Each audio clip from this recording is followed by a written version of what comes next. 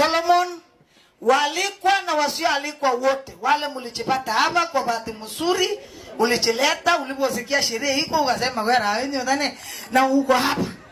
Hata wale walilipiwa pasi ndio wafike hapa, najua mko.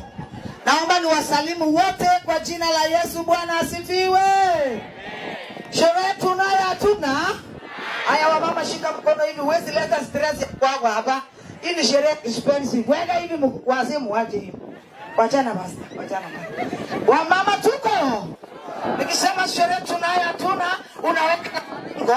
Hata kama yako imegonga ukuta, gima umiobute, weka hivi, weka hivi.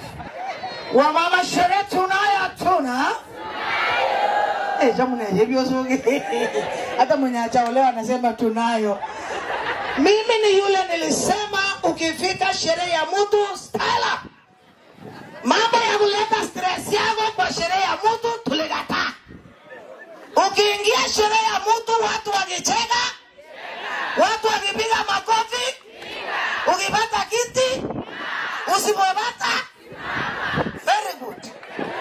Maana kiti haujui bei, ema una network, chakula haujui budget. Sasa ukipiga sherehe tulia. Ukikutana na umbwa hakuna kuchapa umbwa. Maana wewe na umbwa ajenda ni moja, mmekuja kukula. Sasa mimi ni yule niliambia watu sherehe ya mtu wachana.